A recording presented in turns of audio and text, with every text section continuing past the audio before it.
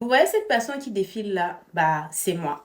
Il y a 1 mois et demi encore, quand je me regardais, j'étais dégoûtée, j'étais dépitée, j'arrivais pas à croire en fait. Je suis montée sur une balance, il s'affichait 102 kilos. Si tu passes par là et que toi aussi tu es en surpoids, toi aussi tu as envie de perdre du poids mais que tu n'y arrives pas, que c'est difficile pour toi, bah, sache que tu n'es pas la seule.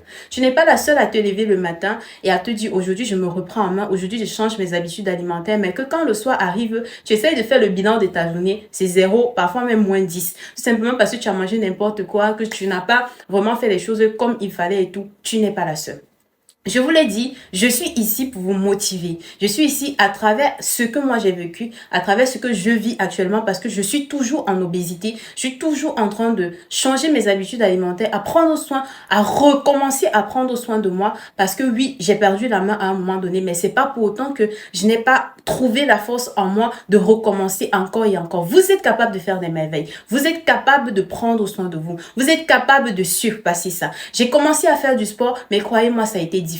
J'ai fait du sport, parfois je n'avais même plus envie. Parfois j'étais dépitée, parfois j'étais découragée, parfois j'avais envie de tout abandonner. Mais j'ai quand même trouvé la force en moi. C'est pas parce qu'aujourd'hui ça n'a pas marché que demain vous n'allez plus essayer. Essayez encore et encore jusqu'à ce que vous trouvez votre propre routine. Je vous ai dit encore et je le redis encore. Éliminer la base, c'est éliminer les sodas, tout ce qui est boisson industrielle. Préconiser des boissons chaudes. Par là, déjà, vous réduisez votre consommation en sucre. J'ai appris à manger différemment. J'ai appris à manger des choses beaucoup plus saines. Mais ça ne veut pas dire que je n'ai pas fait d'erreur. Moi aussi, j'ai fait d'erreur. Parfois, je me retrouve en train de manger des desserts beaucoup trop sucrés, de manger des pizzas et tout, parce que tu as d'accompagner, tu as des amis et tout ça. Moi aussi, j'ai fait des erreurs. Moi aussi, je fais des erreurs. Mais c'est pas pour autant que le lendemain, je baisse les bras. C'est pas pour autant que je laisse tomber. Parfois, quand tu commences à faire une séance de sport, 5 minutes plus tard, tu as envie de tout laisser parce que ça fait super mal. Oui!